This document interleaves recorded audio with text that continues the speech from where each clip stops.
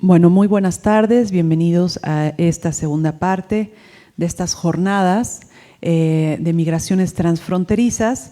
Me da muchísimo gusto darle la bienvenida a Sayak Valencia, muchas gracias por estar aquí.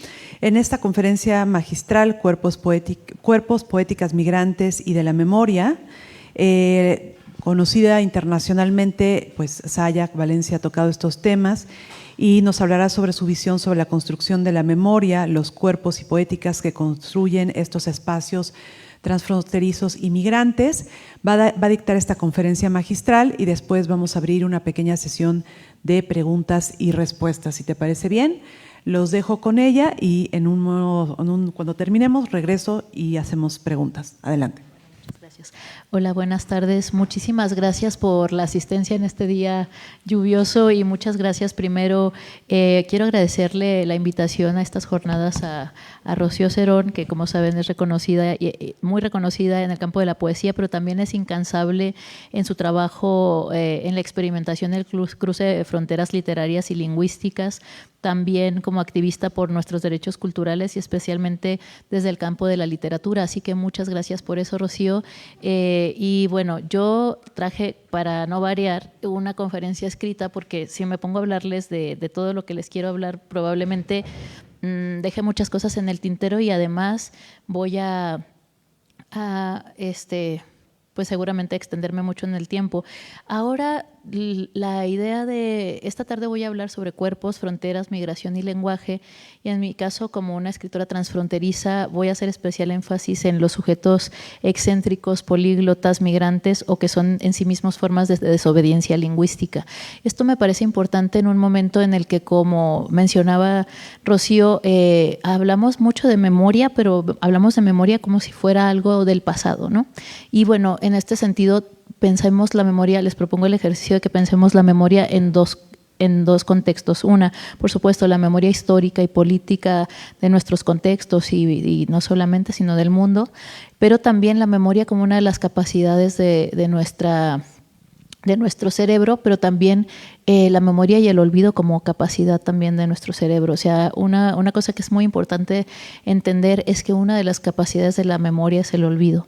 ¿Y por qué lo digo? Porque básicamente en este momento en el que estamos, en un momento que podríamos decir que es posléxico. ¿Qué significa posléxico? Que es después de lo escrito o después de, sí, sobre todo después de lo hablado, de lo léxico, pues la memoria se va borrando porque también entendemos que, voy a hablar a lo mejor de una manera muy esquemática primero sobre la importancia de la escritura y la importancia evidentemente de la literatura, pero pensemos, más allá de la literatura como género literario, pensemos en la posibilidad de narrar algo, ¿no? De narrarnos a nosotros mismos, de decir yo soy. Y cuando tú dices yo soy, ¿qué es lo que te dices, no? Y básicamente esa capacidad que tenemos de narrarnos construye también una identidad y construye un relato histórico-político y también temporal, que es personal, pero que al mismo tiempo se conecta con el cuerpo social colectivo, y en ese sentido creamos una memoria social. Cada generación tiene su propia memoria y por tanto cada generación también tiene su propia contracultura.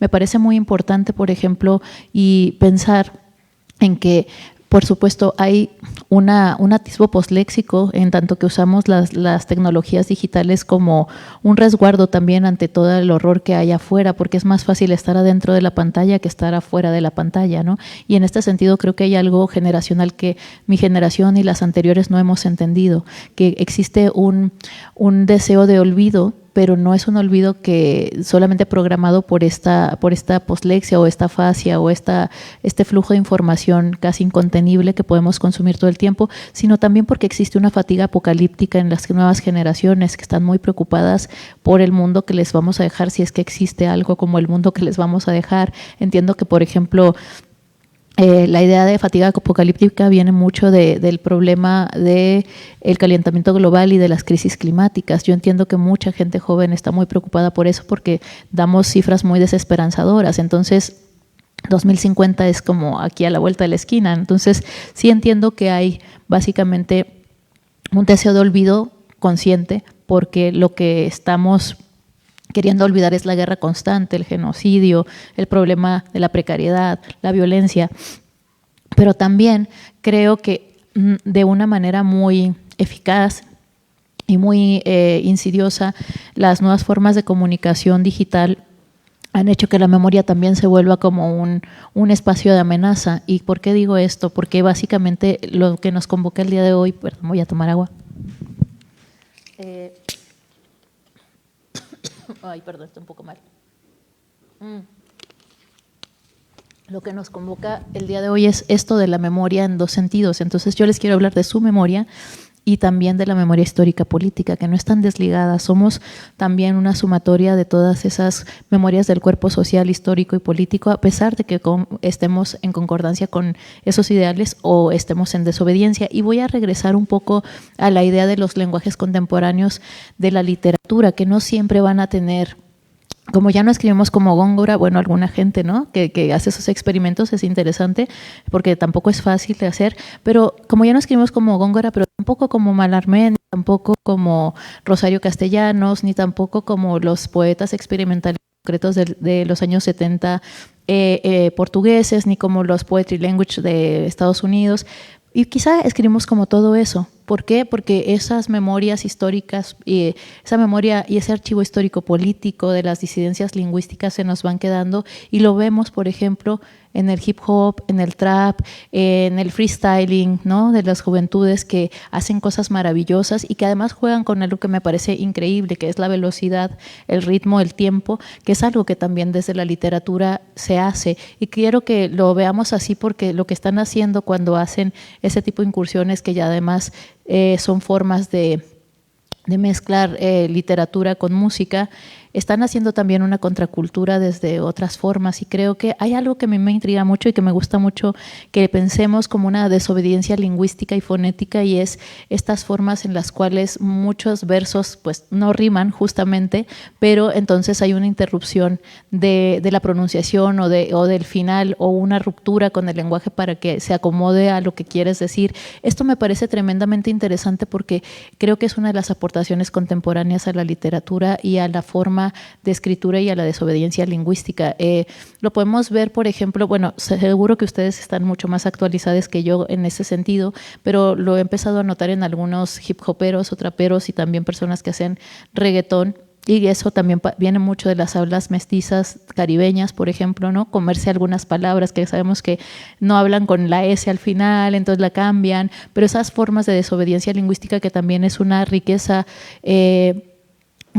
regional con una exuberancia que es inatrapable, parece que también de alguna manera están muy en concordancia con estas nuevas formas de construcción de una memoria lingüística distinta. ¿Qué significa? Que hay una codificación para hablar en unos términos más adecuados al presente para esta generación. Y eso me parece muy importante porque al mismo tiempo que los poetry language u otras personas, por ejemplo, Gertrude Stein, que no sé si la conozcan, pero si no la conocen, es una poeta experimental, una escritora de finales del siglo XIX, principios del siglo XX, que desde mi punto de vista le enseñó a hablar a las máquinas, ¿no?, por cómo escribe, y no hay que entenderla para sentirla, y también odiaba las comas. Entonces todo este flow del que ustedes gozan con la música del hip hop no se pueden, a lo mejor no se les ocurriría que viene de esa abuelita lesbiana del siglo XIX que es Gertrude Stein. Pero además de eso, lo que quería decir es que voy a estar hablando, sí, de cuerpos, fronteras, migraciones y lenguaje, y de las memorias políticas que parece que están como degradadas justamente por la intensificación del presente y por la intensificación y el borrado de la memoria. Sin embargo, hay una forma sensible que sigue como encadenando esos sucesos con algo hacia atrás. Es interesante pensar en que pronto ustedes quizá vayan hacia la década anterior o 3 décadas y eso sea hacer arqueología, ¿no?, arqueología lingüística, y eso me parece también muy interesante para crear justamente un diálogo con las nuevas formas de expresión en el campo de la literatura y, bueno, a lo mejor la poesía expandida y otras cuestiones.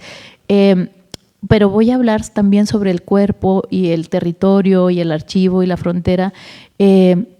Quiero hacer esta pequeña, pero sobre todo voy a hacer esta pequeña revisión sobre nuestra noción de cuerpo y frontera y escritura en la frontera en relación con nuestro derecho a hablar, a tomar la palabra, es decir, a salir del reino de la idiotez. ¿Qué significa? Idiotez, como ustedes saben, es la manera en que llamaban en la Grecia clásica a aquellos que no querían participar de la política. No significaba tonto, no significaba con una facultad diferente, no. Idiotas eran aquellos que no participaban en el espacio público hablando. Sabemos que la traducción de política no es lo que entendemos por la política ahora, sino más bien salir y poner tu voz en el espacio público y dialogarlo en un consenso con otras personas. Y creo que eso es algo que tenemos que hacer en este momento donde todo es anonimato y a veces cancelación en las redes, ¿no? Que no hay un cuerpo físico que diga me hago cargo de lo que estoy diciendo, y entonces el discurso de odio, que puede ser muy abrumador, hace también que… ¿Y por qué hablo del discurso de odio? Porque ahora parece que como la ingeniería lingüística está muy volcada a ese discurso, ¿no? A veces lees cosas que dices, de verdad tienen que tener un coeficiente muy alto para imaginarse tantas cosas y decirlas de estas maneras, o simplemente no sé. Pero esta cuestión de la frontera, del discurso, de la escritura y de volver a lo político me parece muy importante en este sentido, ¿no? En tomar este lugar de discusión en el espacio público y hablar desde nuestra posición como escritores o como personas que nos gusta la literatura o nos dedicamos a la literatura, es fundamental en un mundo que, como les decía, se perfila cada vez más postléxico y donde por miedo por este miedo de ser excluido, también estamos desatendiendo discusiones fundamentales como la necesidad de que nuestros derechos no sean arrebatados. Y en este caso, como en la jornada de hoy estamos hablando de nuestros derechos culturales, me parece importante ver, y creo que hay otra vez la memoria, que tenemos una memoria muy selectiva sobre qué son derechos. Regularmente pensamos solamente que los derechos son los derechos humanos. Y quiero hablar de esto porque los derechos humanos, recordemos que la Carta de Derechos Humanos es la declaración de la ONU de 1945, justo después de la Segunda Guerra Mundial y después de lo acontecido contra el pueblo judío alemán y el genocidio que se llevó a cabo en ese momento, y que no nos cuesta trabajo entender porque en este momento estamos viviendo un genocidio en vivo y en directo ahora con otros actores y con como personas afectadas el pueblo palestino, ¿no? Entonces, voy a hablar sobre este cuerpo que es también un lugar de mucho debate. Quiero decir muchas cosas y por eso estoy tratando de editar, pero creo que no me va a alcanzar el tiempo, entonces vamos a ver hasta dónde llegamos y lo más importante es que hagan preguntas, que podamos debatir. Pues como les decía, el día de hoy voy a hablar también sobre todo sobre el cuerpo, porque es ese lugar tanto somática como histórica y políticamente donde todo recae. Entonces, el cuerpo ha sido la piedra angular en la historia de las luchas, las resistencias y las subversiones, y al mismo tiempo ha sido un objeto de expolio, fascinación y relación desigual en la cultura occidental, que basa su plusvalía en la negación de la materialidad de los cuerpos que explota. Empiezo con un poema escrito en 1984 por el poeta argentino Héctor Biel Temperley y publicado en su libro Hospital Británico, que dice: voy hacia lo que menos conocí en mi vida, voy hacia mi cuerpo. Empiezo con este poema porque muestra de manera muy concreta la importancia de la espectralización del cuerpo y de cómo nuestro cuerpo ha sido robado de nosotros mismos. Esta expropiación de nuestros cuerpos es importante porque tiene un correlato con la explotación que resulta muy tangible en nuestro contexto, marcado por la migración voluntaria e involuntaria y una serie de atropellos que presenciamos vicariamente, como el genocidio en Gaza, la migración indocumentada a nuestro país o las redadas racistas realizadas por ICE desde el inicio de esta nueva administración del presidente de Estados Unidos, ¿no? Donald Trump, y el retorno también como una forma de migración. Creo que es algo que tenemos que tener ahí, porque no es un tema solamente económico y político, es un tema de transformación social que cuando la gente retorne también va a haber una influencia, va a haber otros usos, otras formas, otros lenguajes. Yo vengo de una frontera que es ese como punto de encuentro entre diferentes lenguas, entre diferentes condiciones, y no lo hablo desde un lugar romantizado, pero sí desde un lugar en donde esa transformación social se da porque justamente hay una confluencia de muchos lenguajes. Digamos que hablaríamos más que un español mexicano, hablaríamos una lengua de contacto, ¿no? Un pidgin, que es como se les dice a estas lenguas donde todo el mundo habla de la manera en que puede. Pero pese a que todos tenemos un cuerpo, en algunos sectores de la sociedad y del conocimiento, este cuerpo en su materialidad y en su potencia resulta peligroso, porque como yo lo advertí en el siglo XVI, Baruch Spinoza, y cito: nadie sabe lo que puede un cuerpo, cierro. Y en esta incertidumbre sobre su potencia siempre cambiante es donde el cuerpo propio y los cuerpos de otros constituyen el cuerpo social, en donde reside la oportunidad de revelarse y transformar la realidad.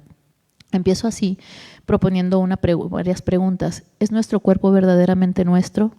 En las sociedades contemporáneas, ¿qué valor tiene el cuerpo más allá de los mercados de la belleza, el fitness y el wellness? ¿Qué sabemos de nuestros cuerpos? ¿De dónde provienen los marcos culturales, sociales, políticos, económicos, simbólicos, científicos para interpretar nuestros cuerpos? Como pueden ver, siempre se trata de que el cuerpo… Siempre que se trata del cuerpo hay más preguntas que respuestas, y esto es así porque el cuerpo tiene una historia política fluctuante y performativa.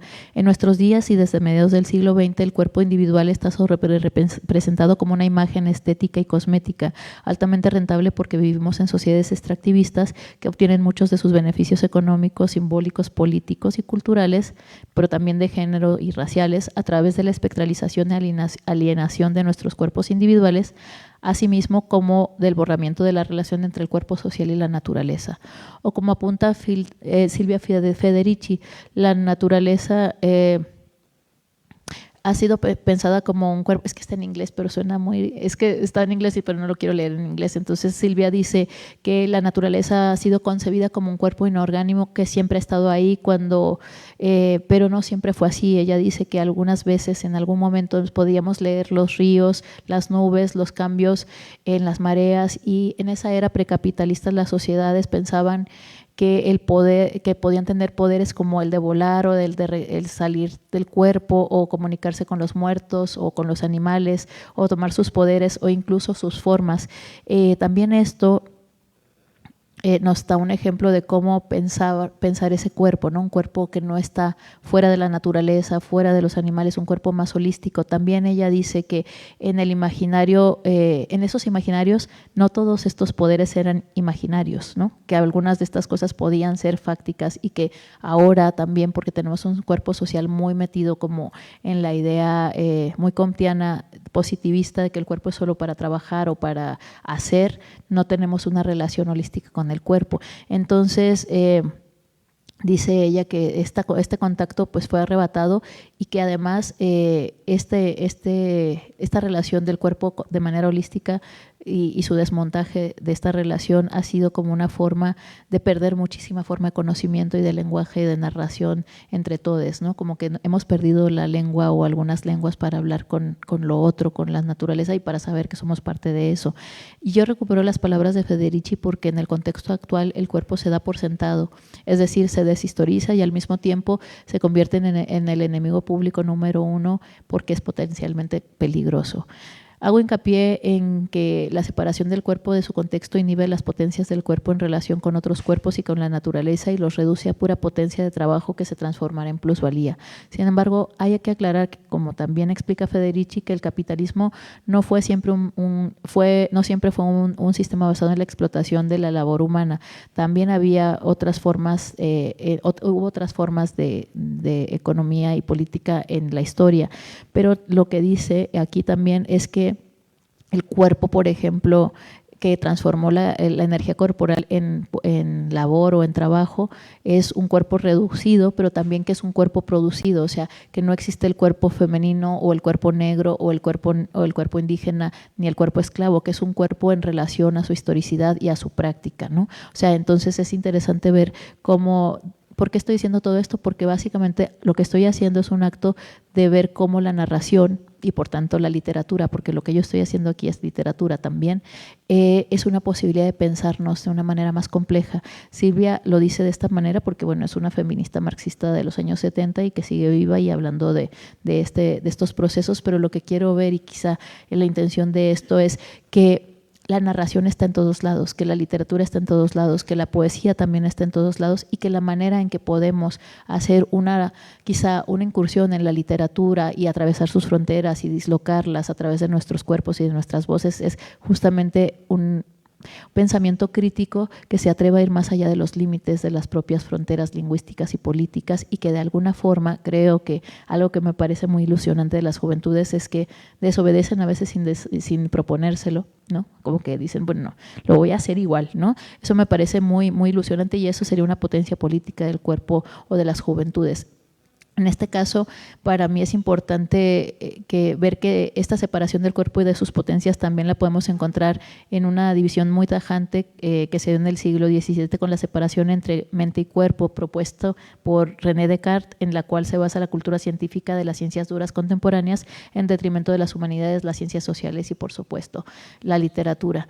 Entiendo que en este punto estoy siendo algo esquemática, pero es porque quiero avanzar en la discusión, aunque podemos volver a ello si tenemos tiempo para preguntas. Pero me gustaría también apuntar que dentro de estos borramientos o de estas formas de construcción de una memoria alternativa o revisionista está también la negación del valor material que se produce con el trabajo doméstico, con el trabajo racializado, históricamente pues pensado para las mujeres o para las personas racializadas a través de la explotación de sus potencias corporales y de su trabajo físico.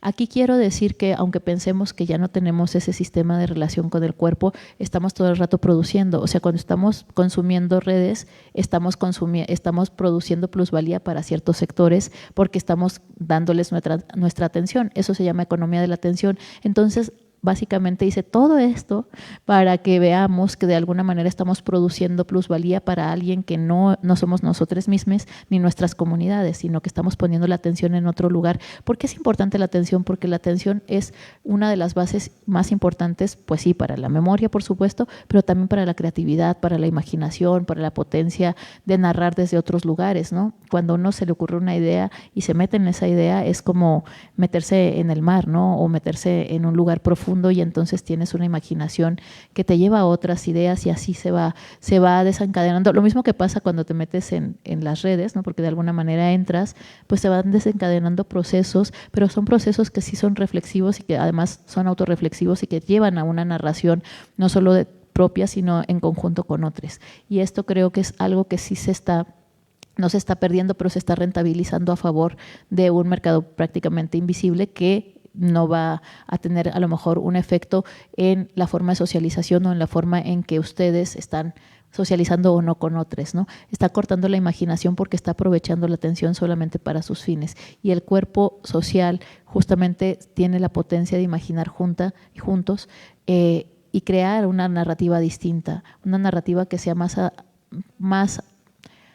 que esté más a la altura de las circunstancias en las que vivimos. Y creo que eso es algo que quiero dejar aquí claro para pensar en nuestros derechos culturales, en nuestra memoria, en las fronteras, en los cruces lingüísticos, pero también, no obstante, las narrativas que Occidente ha diseñado para explicar el cuerpo durante su historia aunque se centran en una lógica excluyente de diferenciación feroz que podemos constatar en el arte y en la literatura, pero también en las ciencias duras que emergen durante los diversos periodos coloniales, mostrando la importancia del cuerpo en la configuración de los imaginarios culturales y dejando testimonio de cómo se construyen leyes de exclusión e inferiorización en relación a estos cuerpos, pero también narrativas que van contraviniendo estas posibilidades, ¿no? O sea, el cuerpo no es un cuerpo sumiso nunca.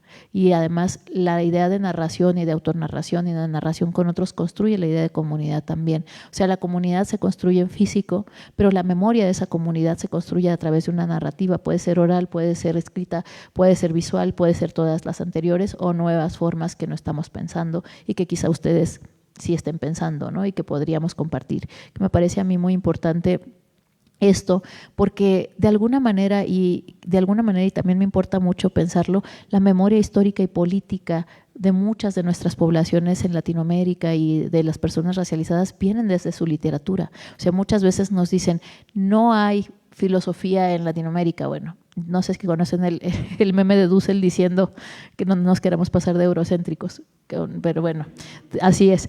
Entonces, básicamente lo que sí creo es que si a ustedes a lo mejor no les interesa la historia ni la política, váyanse a leer literatura y ahí van a encontrar un montón de cosas mucho más diríamos gozosas de leer, porque hacen un ejercicio no solamente crítica radical a esas estructuras de poder, sino también una memoria histórica, política, pero también estética y de imaginación creativa que hacen que nosotros podamos pensar de otra manera, no en los mismos términos que hemos accedido a hablar, sino en unas desobediencias posibles. Creo que eso es una de las grandes conexiones entre la literatura, entre el lenguaje, pero también entre los cuerpos fronterizos, entre las migraciones, que no tienen un límite fijo y que además no solamente no tienen un límite fijo, en muchos casos las personas que migran están salvando sus vidas o están tratando de buscar una vida mejor para sus comunidades o para ellas mismas, y que además a través de este tránsito se ponen en peligro. Hay muchísimos riesgos para muchas poblaciones. No es lo mismo migrar que ser turista, ¿verdad? No es lo mismo ser hondureño en México que expat aquí en Ciudad de México, que venga de Los Ángeles o de Nueva York, siendo una persona blanca, letrada, con un trabajo estable. No quiero como decir que es radicalmente distinto, pero sí entiendo que no es lo mismo, o sea que la idea de turista y migrante es muy distinta, y que además nosotros casi siempre, por nuestros fenotipos y por nuestra historia cultural y política, que tiene que ver con un ejercicio de inferiorización, una narración de inferiorización, pues estamos ahí como a expensas de esa violencia solamente por el hecho de migrar, ¿no?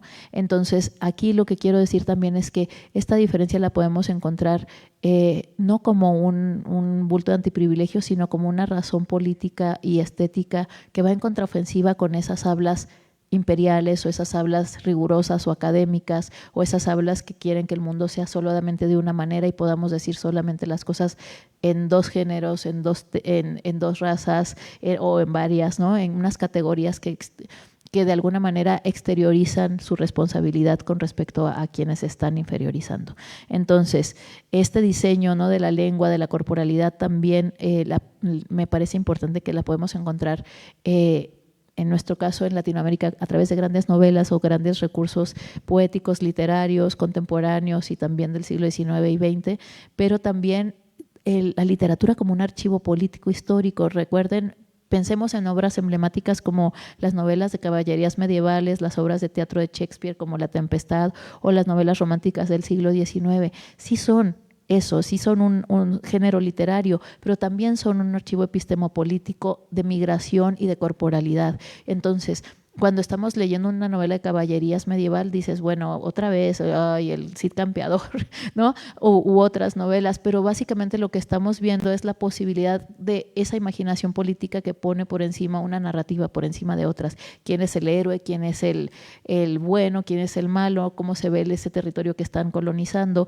O en La Tempestad, ¿quién es el justo? ¿Quién es el injusto? ¿No? Estas cosas de regresar a la literatura y al lenguaje, por un lado, para verlo con otros ojos, para tener una memoria política distinta y para entender que ha habido resistencias que se han metido en las grietas a través de la literatura. La literatura, se declare o no se declare, es un lugar, es un archivo epistemopolítico y corporal, ¿no? Y también una forma de entender que los cuerpos no fueron siempre iguales y que además las desobediencias han sido constantes, incluso cuando estas desobediencias son solo lingüísticas, que eso no es menor, ¿no? No lo pongo como ejemplo, por ejemplo, ahora el lenguaje inclusivo, el uso de la E, que muchas personas piensan que, ay, bueno, están tratando de llamar la atención, y tampoco está mal llamar la atención, ¿no? Depende de la causa, pero ¿por qué tendríamos que no llamar la atención, ¿no? Esta cuestión, bueno, ahí están los influencers tratando de llamar la atención todo el rato, o sea, que llamar la atención no es un problema, sino para qué estamos haciendo eso. Y la cuestión con el lenguaje inclusivo, con la E, por ejemplo, que yo les estoy hablando regularmente con la E, no es solamente que tenga que ver con las comunidades LGBT o las disidencias sexuales, sino más bien con un lenguaje contracultural y contraimperial que está tratando de hacer una resistencia posible, que además es muy fácil de hacer. O sea, a mí me encanta que como las estructuras lingüísticas, en el caso de la jerarquía de la academia, de la Real Academia Española, es muy fácil de desobedecer. O sea, prácticamente el 80% del español que hablamos en México estaría fuera de la lengua, ¿no? O sea, ustedes mándenle a alguien de Tepito a los señores de la Real Academia ¿no? O alguien que sepa alburear bien, ya se perdió, ¿no? Entonces, básicamente lo que quiero decir es que todos estos usos que nos gustan, porque también son usos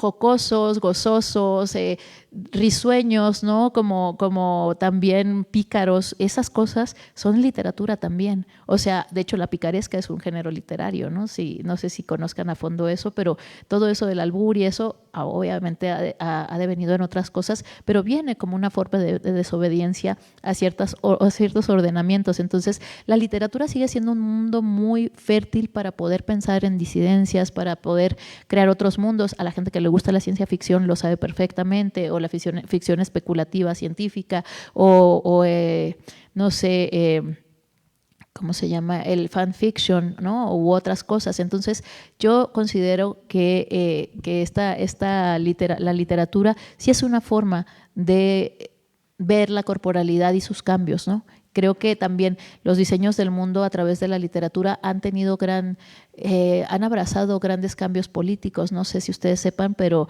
el Werther de Goethe, por ejemplo, el romanticismo alemán, que no tiene nada que ver con el romanticismo que nosotros pensamos, que es completamente antiiluminista y por unas pugnas políticas y sociales que tienen ahí, y es antirracionalista.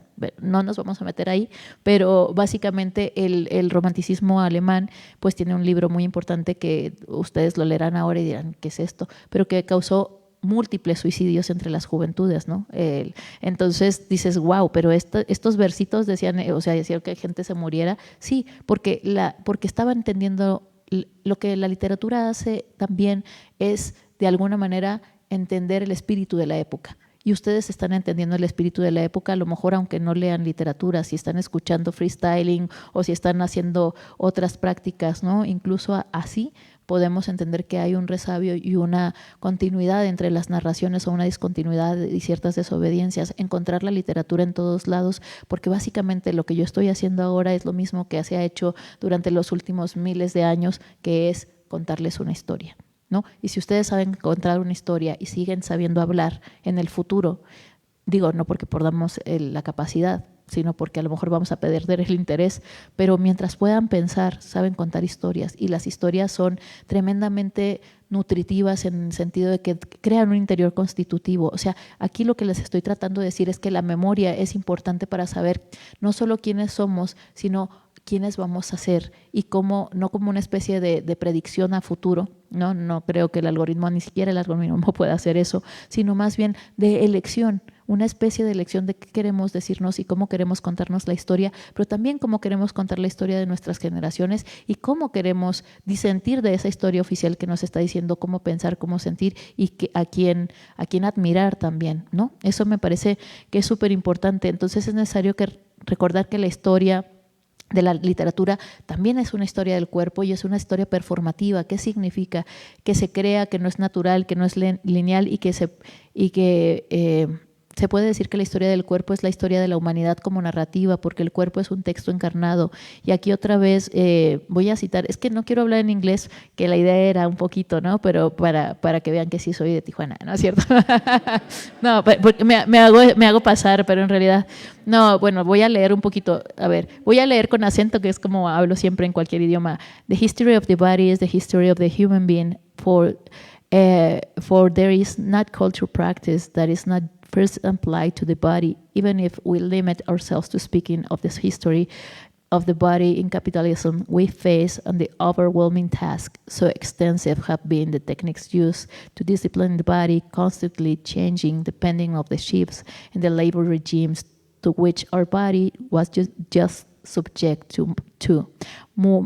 Moreover, we do have no one history, but different histories of the body of the man, of woman, of the wage worker, of the enslaved, of the colonized. Entonces, sí, o sea, como el cuerpo también es un cuerpo producido, las categorías con las que nos conocemos también son categorías políticas producidas. Y básicamente retomo las palabras de Federici porque nos hablan de una historia política del cuerpo y de su relación con el mundo del que somos herederos, es decir, porque nos habla del mundo capitalista, que más que un sistema de producción ha sido un proceso de acercamiento y cercenamiento de cuerpos humanos, animales y de la naturaleza, que ha traído como consecuencia la producción de una subjetividad capitalística, según las palabras de Guattari Rolnik, y por tanto de una sensibilidad orientada a alimentar ese mismo capitalismo como norma social.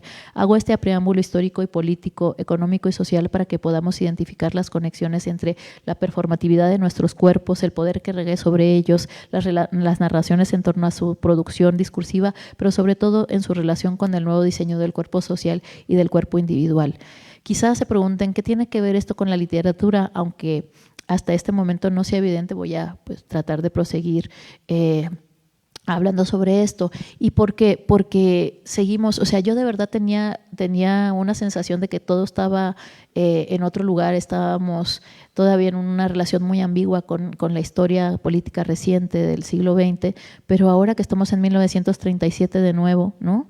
que Elon Musk se atreve a hacer el saludo nazi en la toma de presidencia de Don Factor Verde naranja, y eso es porque tengo problemas con la vista, entonces todo lo veo mal, pero sí tengo daltonismo, bueno, no, excepto, ahora ya no veo el naranja, ¿no? Nada más sé que está por ahí, pero bueno, básicamente este problema lo traigo también porque todas estas cosas que les estoy contando vienen también de preocupaciones personales. Yo vengo de la literatura, la gente conoce más mi trabajo por la filosofía, pero en realidad vengo de la poesía, vengo de la literatura y siempre va a ser así porque no hay un lugar, y hace ratito que hablaba con Rocío aquí en la entrevista breve que nos hicieron, hablaba de que en realidad la literatura me gusta porque hay una posibilidad de desobediencia constante. O sea, uno puede poner la E si quiere, pero también le puedes poner una X, o puedes hacer una encriptación lingüística que solo tú y tus 3 amigos pueden entender,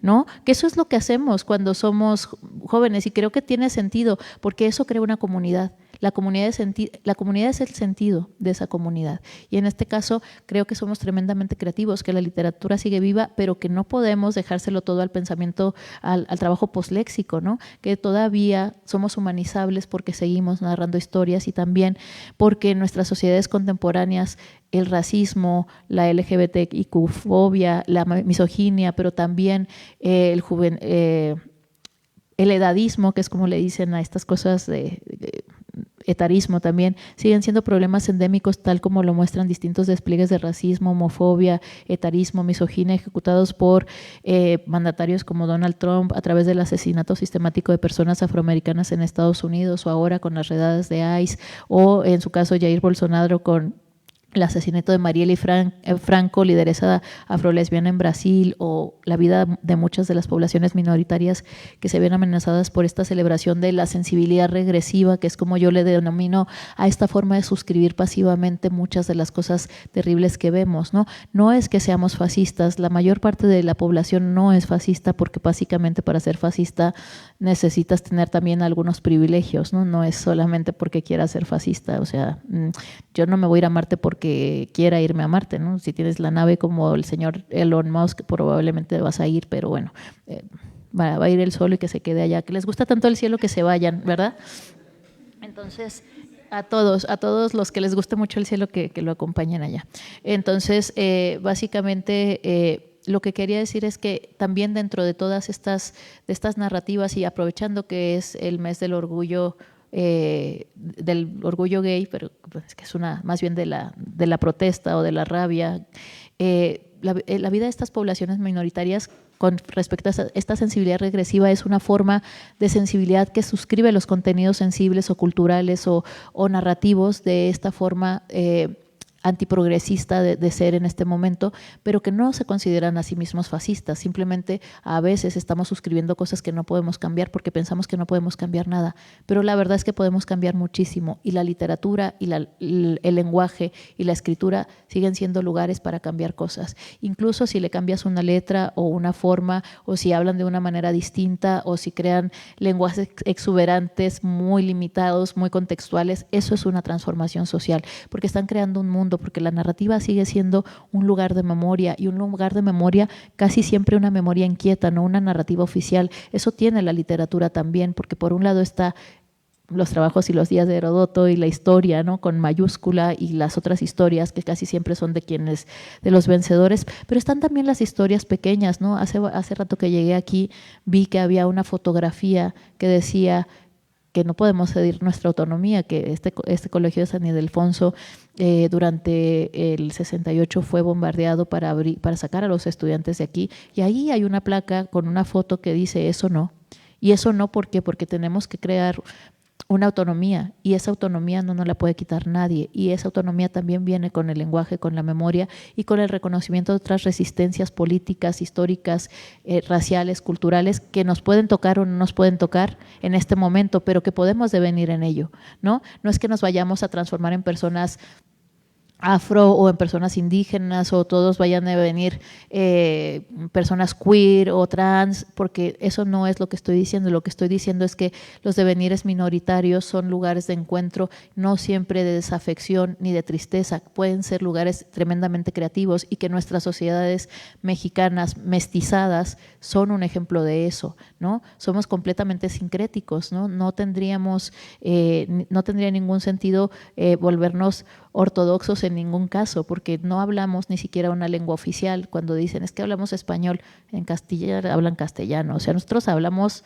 mexicano del centro de México, ¿no? Y bueno, yo tijuanense, y cada uno lo que pueda y lo que quiera, pero en este sentido como que sí hay una forma, hay metodologías de memoria, de reescripción de esa memoria, pero no desde el revisionismo, sino desde la crítica y desde un lugar político para decir vamos a pensar en otras maneras y en alianza con otras poblaciones, porque cuando está el mundo amenazado sigue siendo necesario escribir esa historia. No nos sabríamos prácticamente nada de la Segunda Guerra Mundial si Ana Frank no hubiera hecho su diario, no sabríamos de que hubo una guerra y que hubo unos señores y que se peleaban el mundo y que había dinero en medio y que se repartieron el mundo, y tenemos una herencia político-cultural, histórica, que viene de ahí, de la memoria más reciente, pero que lo que realmente importa, por ejemplo, es lo que dice esta niña en su diario, o las películas que hemos visto sobre el Holocausto u otras cosas, porque esas son las narraciones que pueden interpelarnos afectivamente, y porque la literatura trabaja con el régimen sensible, y el régimen sensible no está completamente, no puede ser asediado del todo, siempre va a haber escapatoria. Entonces lo que yo quiero venir a decir acá es que además de esto, esas disidencias se acuerpan, se vinculan no solamente con estas categorías que ya conocemos, raza, género, racialización, geopolítica, estatus migratorio y este largo etcétera, sino que también es un lugar donde una desobediencia tan pequeña como cambiar la historia lingüística o nuestras hablas comunes puede hacer una gran diferencia frente a un lugar donde el fascismo está cada vez más de moda, sin máscaras, y se vuelve un modelo nacionalista de familia nuclear, blanca, heterosexual, o como lo nombra la feminista afrolesbiana Ochi Curiel, la nación heterosexual, que ahora vuelve y que resulta fundamental en este caso preguntarnos por la importancia de inventar y recuperar otros léxicos para reactivar la memoria histórica de nuestras resistencias racializadas, geopolíticas, pero también de otras resistencias que todavía ni siquiera alcanzamos a vislumbrar, pero que seguramente todos los que vivan después de nosotros darán cuenta, y eso me parece sumamente importante. Voy a cerrar aquí, me quedé en la página como 4, escribí 21, pero es que es en serio, siempre lo digo y la gente se ríe porque piensa que estoy jugando, pero es verdad, es verdad, no alcanzo a terminar. Y pues de lo que iba a hablar después era sobre el trabajo de las feministas chicanas lesbianas, sobre todo de Cherry Moraga, y del chicanismo y de otras formas de hablar con acento y de pensar con acento en la literatura, porque es así como pensamos y es así como actuamos, y como cosas que parecían disgrafias, disfemismos, faltas culturales, todo eso ha creado un caldo de cultivo para crear no desde el perfeccionismo, sino también desde la desobediencia y desde un régimen sensible distinto, donde las hablas chicanas, donde las hablas mestizadas, donde las hablas populares hagan también el trabajo de la política con poesía. Y creo que eso es algo que están haciendo también ustedes, y que por eso es necesario conocer esta historia de disidencias, no solo la historia de nuestras propias familias o de nuestro propio país o de nuestras propias adscripciones, sino todo eso que abrió el espacio para pensarnos desde otros lugares y que también nos está enseñando desobediencia, incluso desde la ultratumba, como les decía, ¿no? Con la abuelita Gertrude, que no era mexicana, por supuesto, pero que de todas maneras la literatura sí tiene algo que me parece importantísimo y que es la literatura universal no es porque venga de Europa, es porque toda utiliza una narración y unas formas de conversación interna y de creación de un interior constitutivo que no es expropiable al exterior y que de alguna forma sí es un lugar para salvaguardarnos y un búnker para poder crear un lugar de refugio no solo emocional sino político, histórico y activo para los tiempos en los que nos encontramos y en los que desafortunadamente pues vamos a seguir viviendo en el sentido del asedio estético y del asedio político y militar, pero también como formas de resistencia ante este asedio. Es más fácil desobedecer de lo que piensan, ¿eh? De hecho, ya lo hacemos, ¿no? Muchas gracias.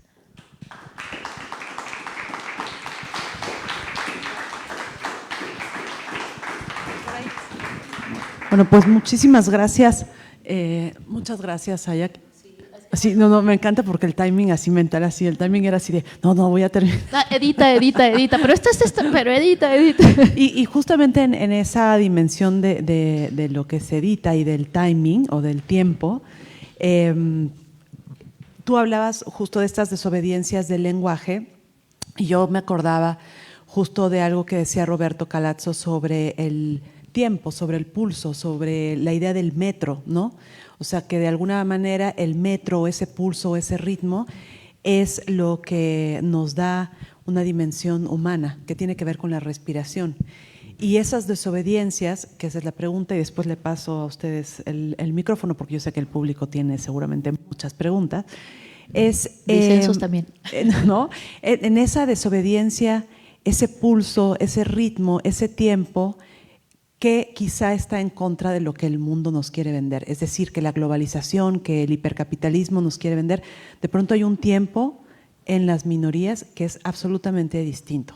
Entonces, ¿qué piensas sobre estos tiempos o estos pulsos que de alguna manera modifican incluso van descompresurizando lo que el mundo nos exige vertiginosamente vivir y estar en él?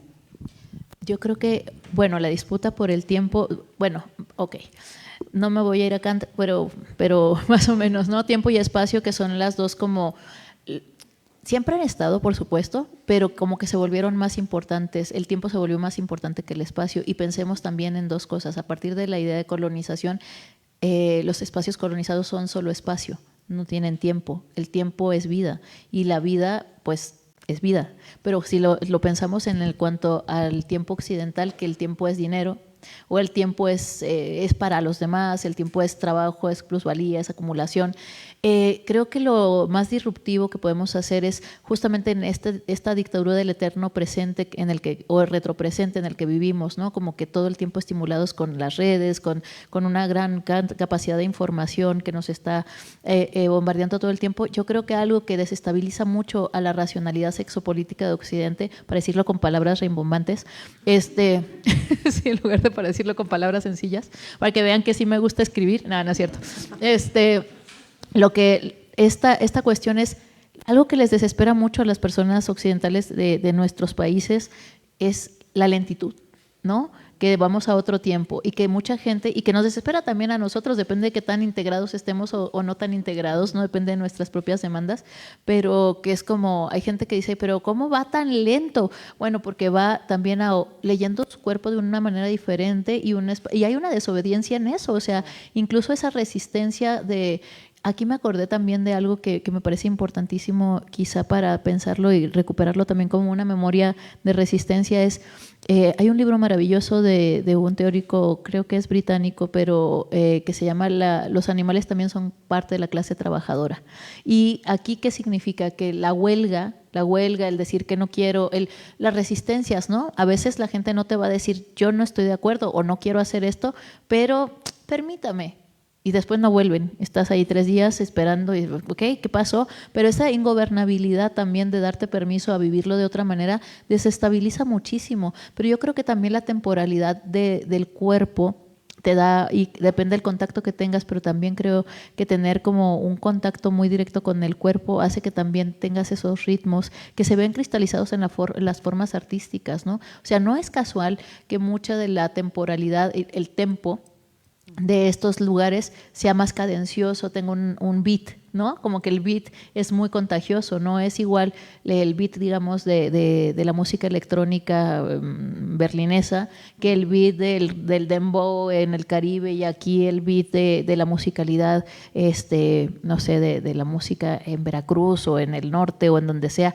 Pero yo creo que sí, la temporalidad o la desaceleración de nuestros contextos tienen que ver con una relación más sinestésica y corporal que con una relación de obediencia. O sea, creo que sí hay una colonización profunda en cuanto a las formas de uso del tiempo que nos van obligando cada vez más a hacerlo como se supone que tenemos que hacerlo para ser productives, pero no es para ser productivas, es para sobrevivir en el régimen productivo, pero que al mismo tiempo hay una oposición a eso en la práctica cotidiana, y creo que eso tiene mucho que ver con justamente la sensibilidad, el arte, la forma. Pensamos de otra manera, pero también pensamos con todo el cuerpo. Lo pienso mucho a través de la danza, por ejemplo, las fiestas, ¿no? De la misma manera de decir la poesía, de la misma manera de cantar, de interrumpir el tiempo. Yo creo que lo que sí hacemos mucho en este lado del mundo es que es una desobediencia que interrumpe el tiempo, el cronos, ¿no? Que estamos mucho más en eso que vinieron a decir los griegos como kairos, pero que si yo supiera náhuatl o otra lengua de este país, seguro que se dice de otra manera, ¿no? No lo sé decir de otra manera, pero sí creo que hay una relación más visceral, más corporal, y eso no significa que esté mal, porque también es algo con lo que Occidente está muy peleado, porque parece que solo podemos ser válidos si somos cuerpos carritos para cargar grandes cabezas, ¿no? Y lo demás no importa.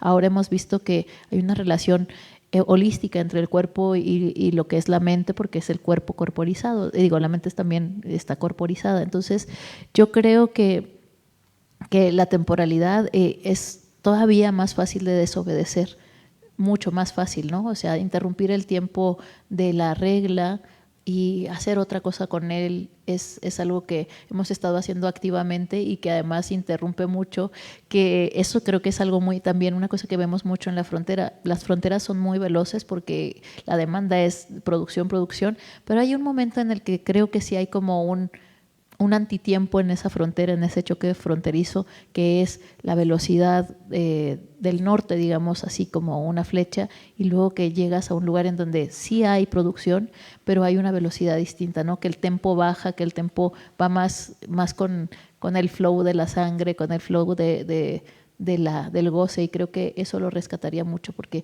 la literatura también es eso, sobre todo es goce, aunque la intelectualicemos muchísimo, ¿no? Y última pregunta antes de darles, que es justo eso, la poesía como desobediencia, pues en estos entretiempos que crea, ¿no? Yo creo que la poesía tiene esa capacidad de poder ir hacia el pasado, estar en el presente, mirar hacia el futuro o incluso estar en el futuro, como en el caso de tantos poetas, sí, ¿no? Y ese entretiempo hace que la poesía se vuelva profundamente revolucionaria. Pues en el sentido de revolucionar algo, sí, ¿no? Entonces, o sea, haces que algo que vaya hacia otro lugar, que vaya hacia un límite. A mí la poesía creo que es el género más fronterizo de todos, porque tiene los recursos de la desobediencia, en el sentido de que una vez que se rompió el molde, ¿no? De así, después del 19, y que la poesía se convirtió en muchas cosas diferentes a lo que se suponía que tenía que ser, pues creo que sí ha sido un lugar como de experimentación radical, y que además ha sido un lugar donde muchos discursos convergen, ¿no? O sea, tú también pienso que tiene esta potencia de decir en dos frases algo que a lo mejor alguien dijo en un tratado, ¿no? O sea, Héctor Biel-Temperley diciendo voy hacia lo que menos conocí en mi vida, voy hacia mi cuerpo, yo me quedo como, wow, ¿no? A lo mejor a cada uno nos impacta de distinta manera, no toda la poesía ni todos los escritores, escritoras y poetas son para todo el mundo, pero siempre hay algo, ¿no? Que dices, acá hay como que de repente las palabras se vuelven como si fueran gemas que encuentras, ¿no? Como que el destello de la palabra en un momento de encuentro con la palabra que exige completamente tu atención y tu presencia. Y también es un poco, no me gusta ponerlo en estos términos, pero es tremendamente ceremonial. Escuchar a alguien que lee poesía, entiendas o no entiendas lo que está diciendo, porque puede ser en cualquier idioma, trabaja con algo que tiene que ver con lo fonético y con la musicalidad y con el deseo de estar, ¿no? De saber, aunque no… Es un deseo de sentir saber, ¿no? Como que el sentipensar del que tanto se habla en la teoría decolonial, creo que la poesía lo encarna muy bien. Incluso cuando pensamos que es solamente racional, sentimos, pensamos con todo el cuerpo, ¿no? Entonces a mí me parece que sí, que una de las invitaciones sería escribir más poesía, ¿no? Pero pues la que quieran escribir, ¿no? Yo sigo encantada con los saltos a nivel de poética que hay con el hip hop y el trap y el rap, y cosas que dejan en suspenso la lengua, ¿no? Como la lengua en suspenso, pero lo entiendes. Este ejercicio, por ejemplo, que yo empecé a notar en mucha gente, que seguro que la gente que es más instruida en esta música, o que la escucha de manera más constante, pero que lo empecé a ver en Nati Peluso y también en otras personas, cuando dice, pues ya no me cabe la palabra, entonces voy a decir la primera frase y lo voy a insinuar y tú lo completas. Ese es un ejercicio completamente creativo, porque la otra persona se lo tiene que imaginar, o sea, como cuando te pasan la voz, ¿no? Y esta cosa de crear un encadenado de sentido porque tú participas y completas la frase. Entonces, una especie como de ritual de completar el pensamiento a través de otros cuerpos, y eso es increíble porque no te da todo, ¿no? No te da todo y entonces crea yo creo que si supiera más de música sabría qué es, pero crea una interrupción que mantiene el interés en seguir pensando y como que activa un pensamiento mucho más, puede ser hasta abstracto, pero desde un lugar muy localizado. Sí, que también tiene que ver con la vibración, ¿no? Yo creo que hay veces que el poema se va deconstruyendo en el espacio y que queda solamente ese vibrato, esa vibración que amplifica con los cuerpos de los otros. Pero bueno, claro. Preguntas, comentarios del público. Va a haber una lectura de poesía después, así que pueden también escuchar los poemas de todos los autores que estamos aquí. Pero ¿alguna pregunta, algún comentario? Ahí está. Sí, adelante.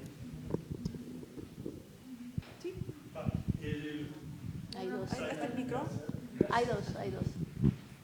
Qué amable. Muchas gracias. ¿Cuál es tu nombre, compañero? Yo soy Alejandro Hernández y agradezco mucho la posibilidad de tenerte acá, Sayak, ¿no? Y volverte a escuchar, que siempre es todo un placer. Y situándome, ¿no? Desde el performance y la poesía como formas vivas de resistencia y de pensamiento, a mí me gustaría preguntarte, ¿cómo es para ti la intersección entre lo queer y el olvido?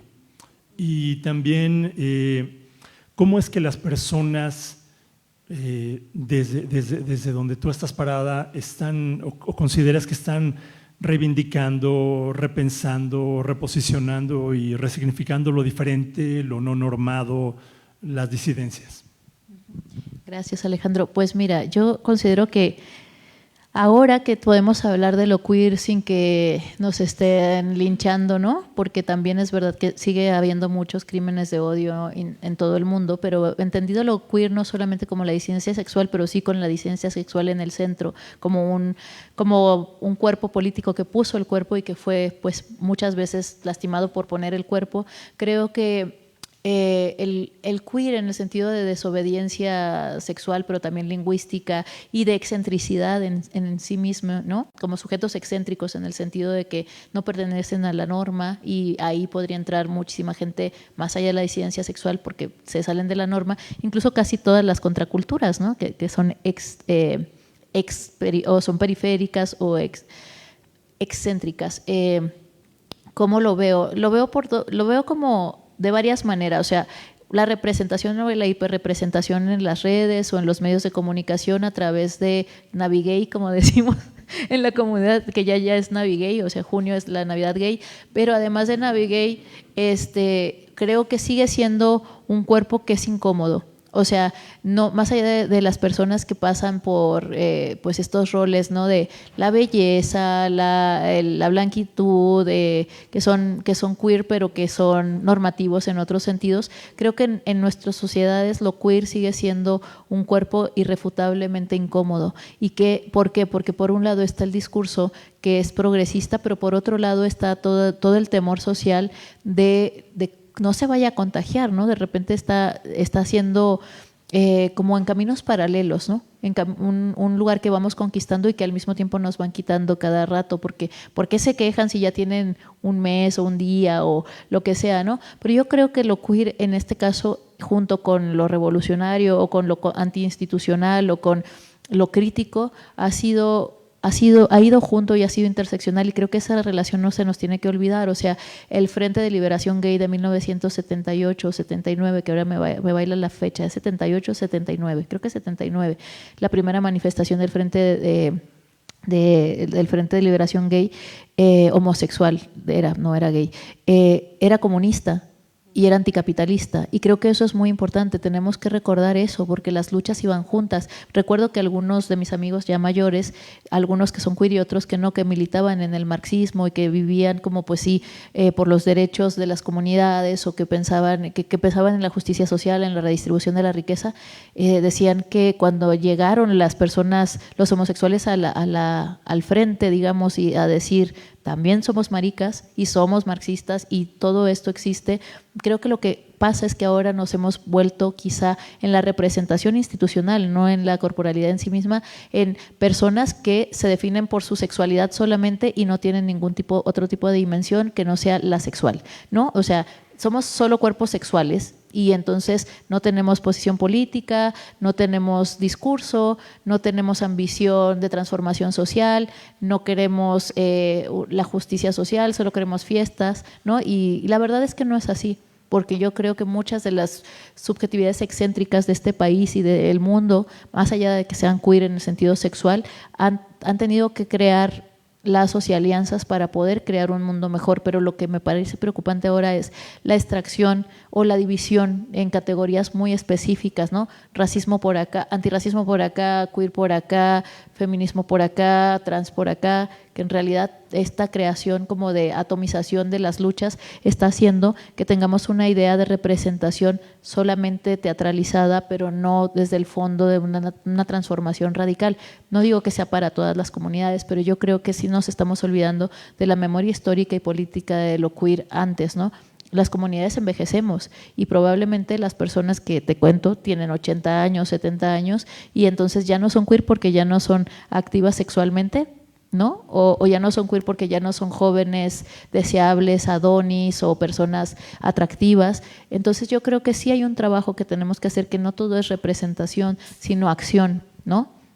Acción política, acción social, y es el momento de dar al frente desde las comunidades queer y de decir, nos posicionamos aquí, y espero que la comunidad se posicione en el lado correcto de la historia, que es, por supuesto, antifascista, anticapitalista, en el sentido de el sistema de producción, no solamente de producción capitalista, sino de producción de sentido, ¿no? Donde se apropian toda nuestra, digamos que nuestra economía libidinal, nuestra economía del deseo más allá de la sexualidad, incluyendo la sexualidad, para decir, no en mi nombre. O sea, soy de una comunidad que ha sido oprimida por una lógica patriarcal.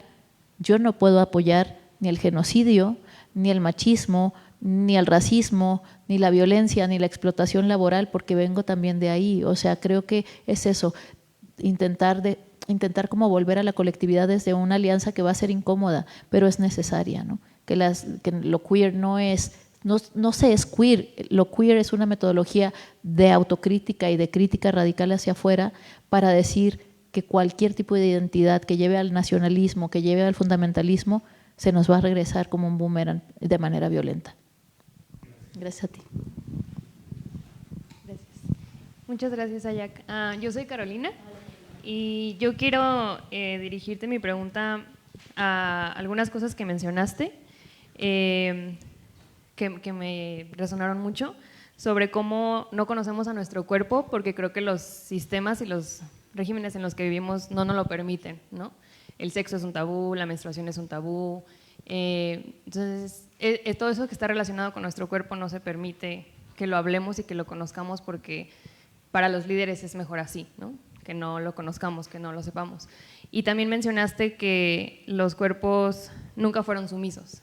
Entonces, me gustaría como, si puedes sonar un poquito más en esa idea de cómo podemos salirnos de estas ideas patriarcales, machistas, que a veces las tenemos muy internalizadas. Yo lo veo como, si yo me veo al espejo y hay cosas que no me gustan, no sé si es porque no me gustan de verdad o porque se me ha hecho creer que no me gustan, ¿no? Entonces, si queremos pensar en que el cuerpo no es sumiso y que puede ser desobediente de manera física y de manera lingüística, ¿desde dónde podemos empezar, ¿no? Como a desprogramar esto que se nos ha hecho creer que está bien y que está mal. Entonces, ¿cómo podemos utilizar nuestro cuerpo como ese vehículo para tener estas voces que tú decías que podemos tener, ¿no? Políticas, culturales y todo esto, en estos tiempos en donde pareciera que el régimen ya está como metido en nuestra cabeza? Entonces, ¿cómo poder empezar a pensarlo? Sí, como han acelerado tanto y han sido tan poco estratégicos y piensan que van a ganar, ya está demasiado polarizado, entonces la desobediencia es casi más fácil, ¿no? Porque como piensan que ya dijeron todo y que ya es la última palabra, estamos en un punto de completa polarización donde parece que si dicen hoy, tú dices, ya eres disidente, ¿no? Esta particular, yo creo que lo que me dices del cuerpo, primero, hay que reconocer que la primera desobediencia es saber que no somos como deberíamos ser, ¿no? O sea, pienso mucho en Fanon y en este libro maravilloso que tiene Cuerpos Negros, o sea, Rostros Negros, Máscaras Blancas, o Los Condenados de la Tierra, cuando él dice, es que nos han enseñado a odiarnos, pero en el fondo, cuando tú te ves y dices, no me gusta, yo estoy segura que sí te gusta, pero no se parece a lo que debería ser. Entonces, lo que creo que puede ayudar, y aquí viene otra vez la literatura, a crear un salvoconducto entre tu deseo y la obligación de ser, está ahí, ponerlo en palabras, decir qué es lo que me gustaría y por qué me gustaría. Y a veces va a haber una interrelación, a veces sí quieres ser de otra manera, pero con tu propio cuerpo. O sea, yo creo que básicamente hay muy pocas personas que estén suficientemente alienadas como para de verdad querer un cuerpo completamente distinto, porque en el fondo no es el cuerpo, es la relación que tenemos con él a través de la narración que tenemos de nosotros mismos. Y es fácil cambiar esa narración si lo hacemos de manera constante. Incluso te lo voy a decir, si haces un diario, que antes se usaba mucho hacer su diario, te puedes poner ahí y ver qué onda, porque a veces uno no quiere pensar en voz alta lo que le pasa, pero si lo escribes y luego regresas, dices, bueno, ok, esto está acá. ¿Y cómo vas a ir reprogramando o vas a ir reescribiendo tu propia historia, aceptando lo que sí tienes? Creo que hay un abuso de poder sobre las juventudes en el sentido de que básicamente le estamos todo el rato diciendo cómo tendrían que ser, pero nunca vamos a hacer nada de lo que nos dicen, porque el cuerpo así en su singularidad, en cómo aparecemos, en nuestros cuerpos blancos, morenos, grises, altos, pelos rizados, toda esta singularidad que cada uno tiene, no se parece al modelo. Y no sé si te has dado cuenta que el modelo se va adaptando a esa singularidad, porque si todos fuéramos 1,80 m, rubios, y no habría nadie, porque al final es tan prescriptivo que casi nadie entra. Y si no entras, te vas y haces otra cosa. Entonces, lo que hace eso es que lo que quiero que veas acá es que la norma no es tan rígida, la norma se adapta a ti. Lo que pasa es que parece que es al revés. ¿Por qué? Porque se adapta a ti, porque la idea es influirte, y si te excluye totalmente, te radicalizas. Entonces, es este lugar entre la modelación justa entre lo que tú necesitas y la insatisfacción, ¿no? Porque trabajan con eso, que también es algo del interior constitutivo, que tiene que ver con el deseo, tiene que ser siempre deseo, porque si lo logras, luego ya quieres otra cosa, ¿no? Pero el cuerpo, como afortunadamente es una materia que cambia y que tú puedes transformar, y que además puedes transformar si quieres, ¿no? Pensemos en los artistas de performance de radical, por ejemplo, Starla, que se metió una oreja acá, o que dices, ¿y eso qué? Pero básicamente está diciendo, este cuerpo es mío, autonomía corporal, igual que las personas que les gusta ponerse implantes o cuernos o tatuajes, o alguien que no quiere nada de eso. ¿Por qué? Porque el hecho de que te veas de una manera también frente a otros que son, dependiendo de dónde aparezcas, puedes resultar un sujeto normativo o excéntrico. Todo es una disposición y en relación con eso, pero lo importante acá es cómo tu cuerpo, que no es solamente un cuerpo material, sino una narración de ti misma, aparece y dialoga con los otros y con quién se siente cómoda o feliz, y esa incomodidad es algo que está ahí afuera, pero que creo que al fondo, muy al fondo, no es una incomodidad de base, digamos, ¿no? Porque siempre encuentras lugares donde puedes estar feliz contigo misma, hacer cosas, ¿no? O sea, creo que básicamente lo que ha pasado es que el asedio estético, o sea, la manera en que nos están cercando una guerra indirecta a través de la cosmética, a través de la estética y de lo postléxico, es pensar que vivimos en mundos sin salida, en cajitas muy estrechas, y no es así. O sea, si tú vas con tus amigas, y yo no sé, te lo pregunto así porque a veces funciona más cuando lo vemos afuera. Tus amigas probablemente, y todas, porque yo no conozco a ninguna persona, no solamente las personas feminizadas o las mujeres, que estén contentas con su cuerpo. O sea, todo el mundo tiene una pregunta por su cuerpo, sea como sea. Entonces, seas la persona más hermosa del mundo o no lo seas, va a haber algo a nivel de tensión con el cuerpo.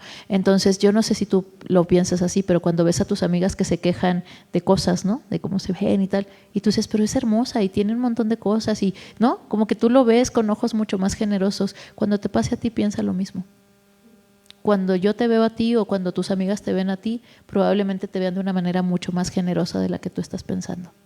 Y eso, pensar en la manera generosa de ver el de los otros, que no siempre son castigadores o enjuiciadores, ayuda también a que tú puedas permitirte verte a ti y a los demás de esa manera, porque no es lo que ves, es en relación con, ¿no? O sea, en realidad lo único importante de aquí es la relación que tienes con esos otros y cómo ese cuerpo se crea también a partir de esa mirada. Yo tengo la duda existencial siempre de si la gente me ve como yo me veo, ¿no? Y esa es la pregunta. Yo no sé si les ha pasado, pero es como cuando te ves en las fotos dices, sí, pero yo no siento que o sea, sí me veo así, pero no sé, ¿sabes? Y además viene otra vez, esa foto yo la veo como yo me veo, pero la gente me ve como se ve ahí y por eso estudié filosofía, chicos. pero bueno, básicamente uno se puede enrollar con cualquier cosa, pero yo creo que sí, yo creo que el deseo de deshacer el patriarcado o lo patriarcal o lo machista está en todos, porque básicamente queremos justicia social para las mayorías. Lo que pasa es que el diseño patriarcal o la idea machista creó una jaula bien grandota para los varones, pero es una gran jaula, o sea, porque si se desascriben de la idea de masculinidad como la entiende el patriarcado, entonces no tienen lugar de socialización, y todo lo que no es varonil o masculino es lo otro, ¿no? ¿Qué es lo otro? Lo vulnerable, o sea, o mujer, homosexual, o niño, o persona sin derechos, ¿no? Todo eso que es el devenir minoritario. No es que dejes de ser un cuerpo masculino, es que básicamente pierdes la membresía, pero la cuestión es que cuando la gente que se adscribe a la masculinidad más hegemónica no está acá. O sea, la gente que se adscribe a la masculinidad más hegemónica está bombardeando Irán, ¿sí? O sea, están haciendo otras cosas, pero cuando la gente se da cuenta, yo creo que la masculinidad o los sujetos individuales de la masculinidad se preguntan muchas cosas, pero no se la preguntan en voz alta. También lo vemos en la literatura, ¿no? Como que dices, grandes obras literarias, ¿cómo pudo este señor ser tan, no? Y dices, bueno, pues porque había también otra parte que estaba ahí, que no estaba en el afuera. Básicamente lo que creo es que cuando los hombres entiendan que pueden desobedecer a la masculinidad sin dejar de ser varones y sin dejar de ser ellos mismos y sin que sentirse que los excluyen los demás, vamos a hacer una revolución. Y se puede porque no pedirle permiso al papá fantasmal ese del patriarcado es una gran revolución. Y creo que eso también se hace con el arte y con la literatura, ¿no? Por eso encontramos gente que dices, ¿es en serio esta persona es esta persona? ¿No? Yo siento que a veces uno conoce más a las personas ahí en la obra que cuando las ves. Porque cuando estás escribiendo, cuando estás creando, creo que eres más tú, si eso se puede ser, ¿no? Como que eres más real, porque estás ahí trabajando contigo todo el tiempo. O sea, el hecho de escribir es muchas horas contigo mismo, todo el tiempo, y pensando y haciendo, ¿no? Así, una relación menos mediada por lo normativo, a menos que quieras escribir Harry Potter o quieras un novel o no sé, ¿no? O sea, algo así que ya tienes una receta, ¿no? Muy clara a dónde quieres ir, pero si lo quieres hacer porque amas hacer algo, Yo creo que sí, y la invitación es a desobedecerlo todo para crear un mundo mejor. O sea, el anarquismo no se trata de vamos a destruirlo todo porque queremos destruir, el anarquismo se trata de autorregulación para crear un mundo más vivible para las mayorías, ¿no? Sí, eso. Pues muchas gracias, Sayak Valencia, muchas gracias. Y seguimos un aplauso. Muchas gracias a todos y seguimos, sí. Y vamos a tomar un momento para seguir con el cierre de esta jornada de migraciones transfronterizas. Está toda, si se perdieron algo del programa de la mañana, con las mesas redondas, el ciclo de videopoesía, lo pueden ver por Facebook del Colegio de San Ildefonso y por el Facebook de Difusión Cultural del Claustro. Y en unos minutos regresamos con este cierre con la lectura de poesía.